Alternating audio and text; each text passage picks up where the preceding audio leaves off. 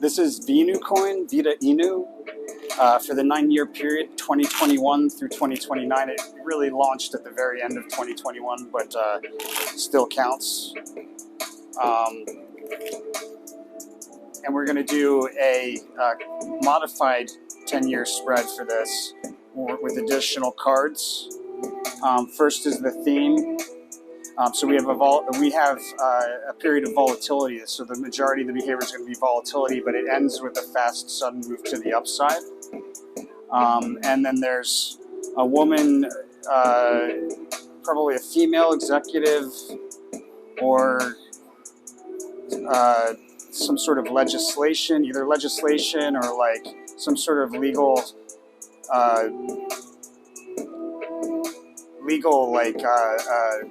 happenings. The theme is something to do with like laws and regulations, and it's important to note that it's like the king and the queen, so there's likely quite a bit of like executives doing things with legality and whatnot. Around the high, we have for that 9-year period. Around the high, we have behavior that's back and forth erratically through the same price level, and we revisit a crest within that erratic behavior that we would have recently visited, and it would have been a good opportunity at that time. So with that said, in a 9-year period, it's probably within like let's say 1 to 3 years of the high, you would have revisited it, or you would have visited that same crest.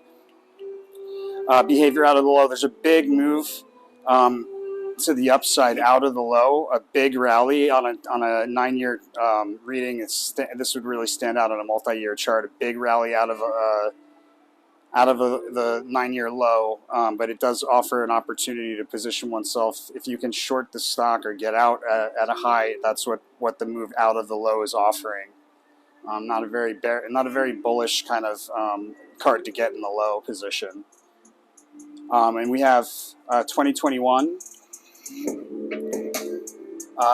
Big move higher in 2021, kind of like unexpectedly.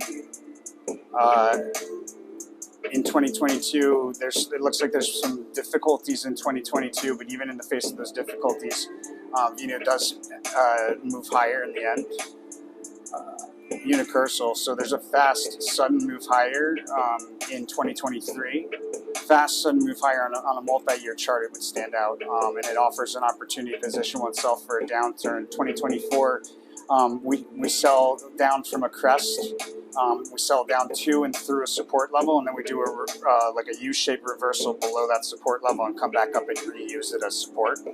2025, so flight to safety. We break down through a price level that we had recently broken down the once before, like a critical price level.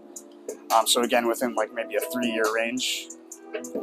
And then an important resistance level is highlighted in 2026 when we have like a lull in volatility, a lull in volume.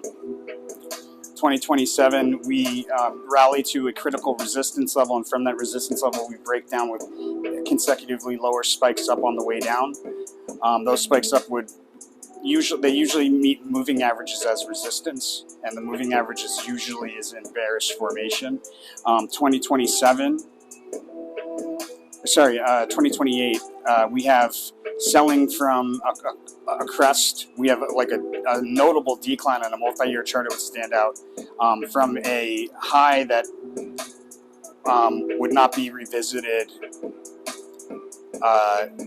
Well, let's say it's a quick high. It's a high that's easily missed. So somewhere between 2027 and 2028, there's a high, but it's very brief when we break down from it. And then 2029, we successfully turn resistance into new support. Very bullish card on a 1-year. We successfully turn critical resistance on a multi-year chart into new support. Trade opportunity. I want to play around a critical resistance level. I'm going to trade volatility off of a critical resistance level, and then a sneak preview for the following year. It looks like There's quite a bit of opportunity to make money here. Usually the Ace of Discs is a decline to a key support level. Occasionally it ends up being a new, like a higher support level. Looks like it's a higher support level in the case of, in this case, and that would be like 2030 through 2039 basically is a big move to the upside. A lot of money to be made there. So guys, that's the first portion of Eso-Meta analysis. If you want to check out the full prediction, you got to go to the YouTube channel. It's free. Don't worry, it's not for sale. It's free. But it's only on the YouTube channel that you'll see the second portion where we get into timing the actual highs and lows within this period of behavior, as well as the best trade opportunities and things like that. So check out the full prediction over at our YouTube channel, tarotfortraders.com. Don't forget to follow. Don't forget to subscribe, my friends. It really helps out the channel. And most importantly, if you don't know the rule of karma, when you're utilizing this information to make money, you've got to follow the rule of karma. Check out the video, The Rule of Karma Explained, on our YouTube channel. And thanks for watching, my friends. I'll see you on the next one.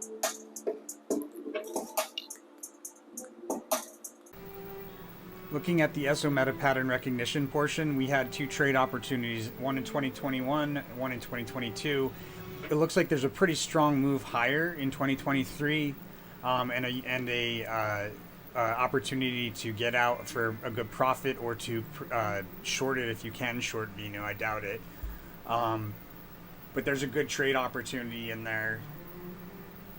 And then it looks like the following 10-year period is a significant opportunity. There's an important support level that we meet in the 2030 to 2039 period. We probably revisit a very significant support level that we've seen in this 10-year period.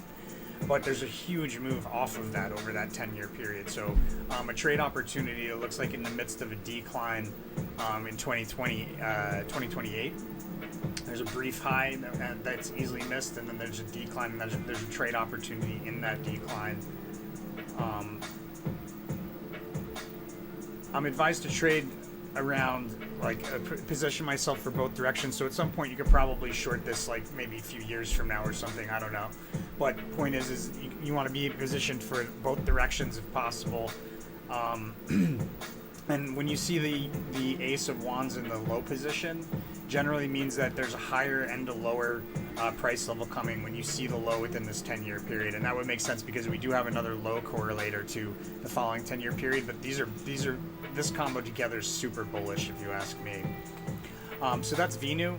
I may hop into this year in the midst of the sideways rotation that we did. Let's check it out. And we have 2021,